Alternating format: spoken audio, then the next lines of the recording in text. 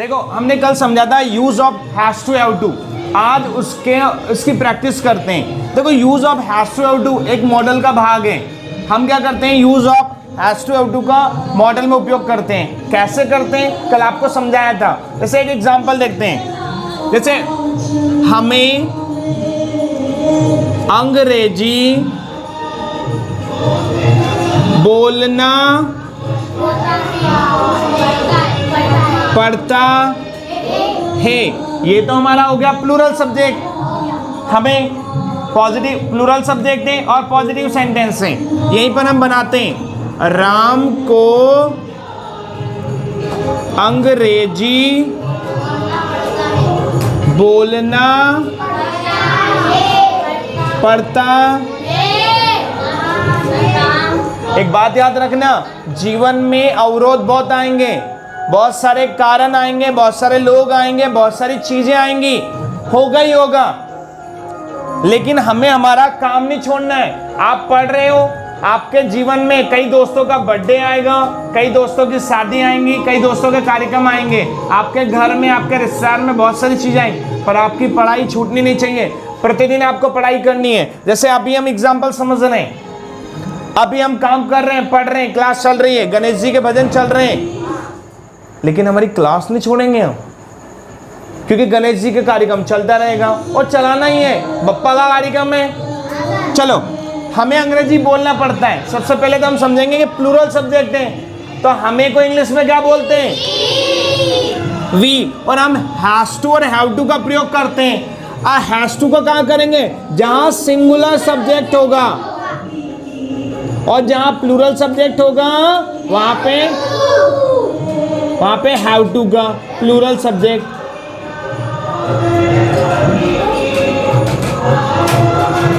Singular subject has to, plural subject have to.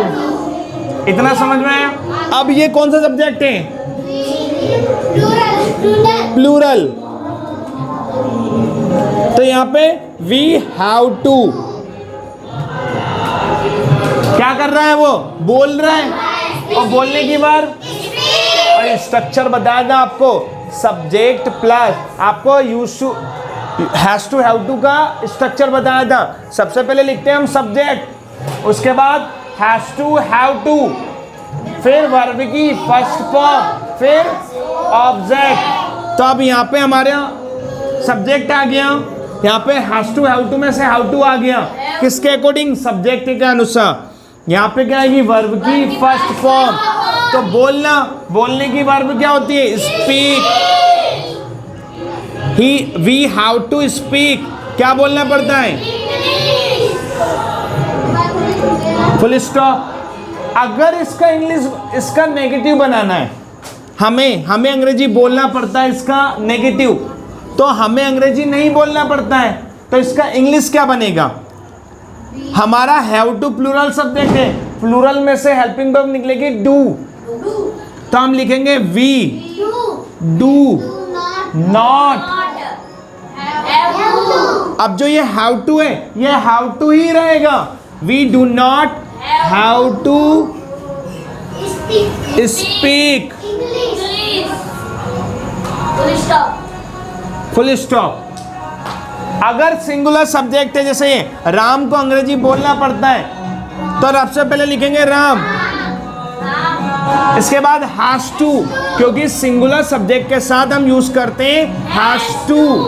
Ram has to क्या कर रहा है, ये भी बोल रहा है, बोलने की वर्ब स्पीक।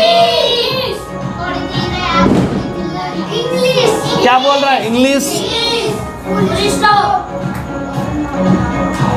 अगर हमें इसका नेगेटिव बनाना है, राम को अंग्रेजी बोलना नहीं पड़ता है, तो सबसे पहले लिखेंगे subject.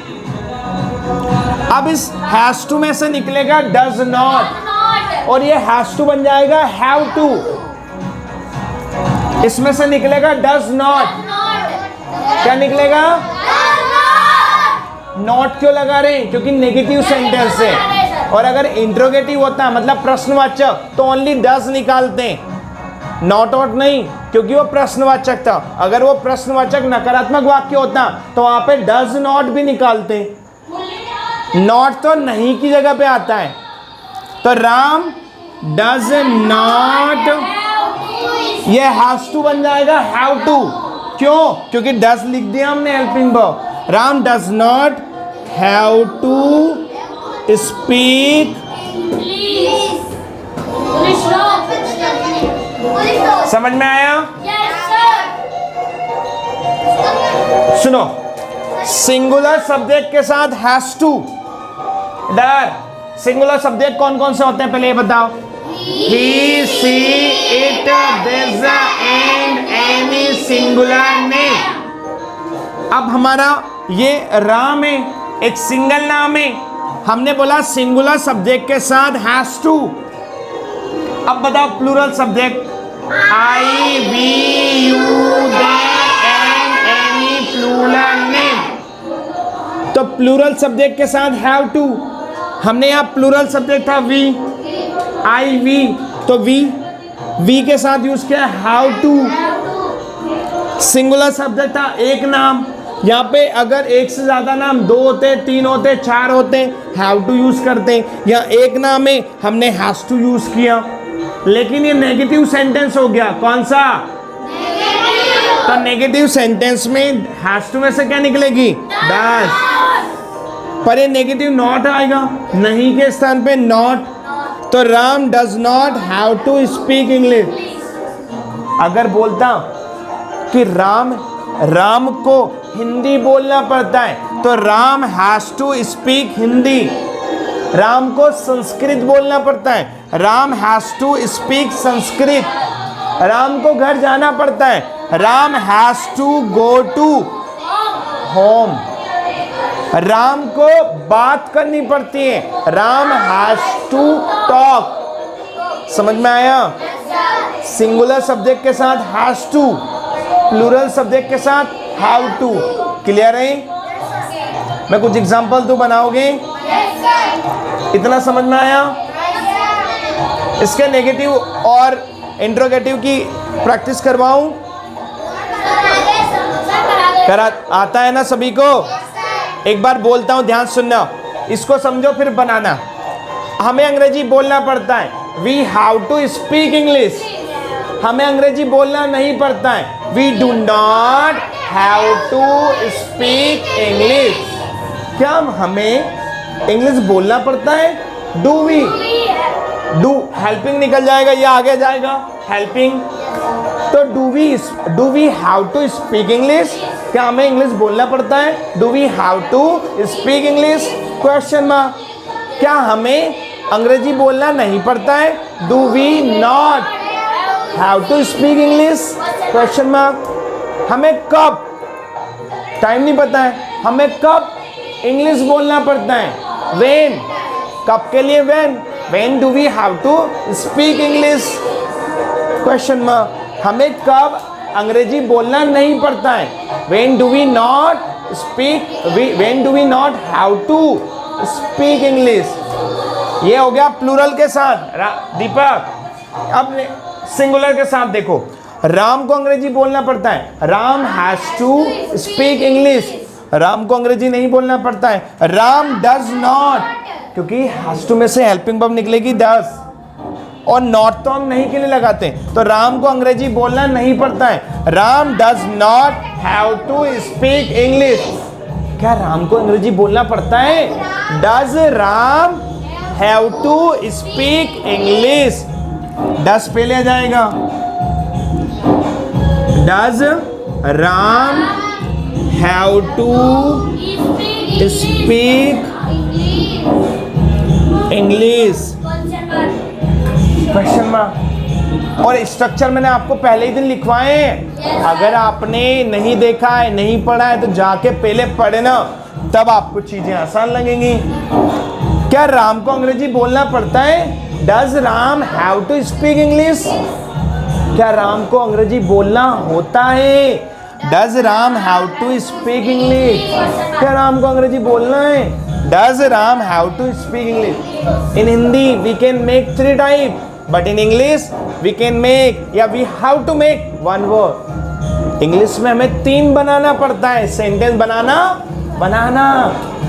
In English we have to make 3 type of sentence, but in Hindi we have to make 3 type of sentence, but in English we have to make only 1 sentence.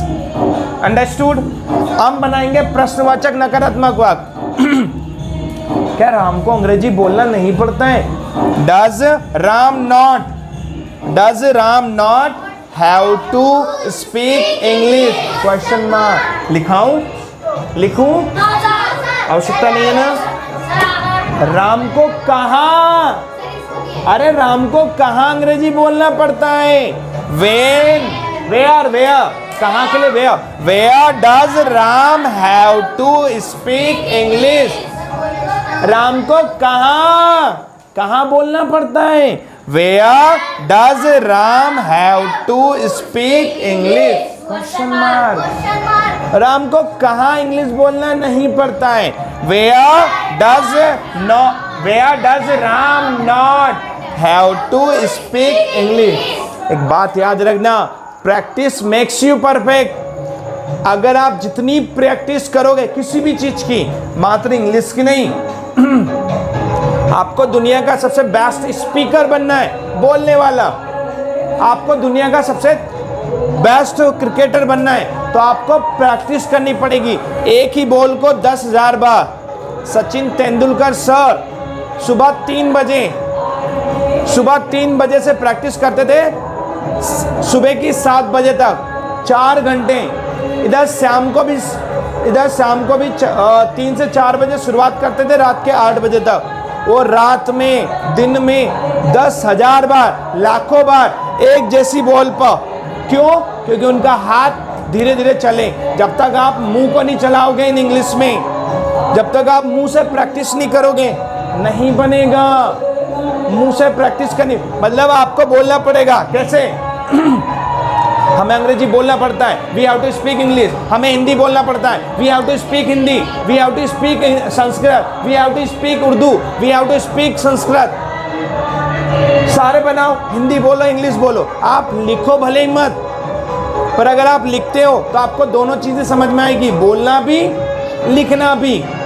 तो आपको जब आप बुक पढ़ोगे, जहां भी हैज टू हैव टू का प्रयोग होगा, आपके दिमाग में आ जाएगा मतलब कि इसके मतलब होगा ना है, होता है, पढ़ता है। समझ में आया? कर सकते हो? एग्जाम्पल दे दूं होमवर्क? गुड।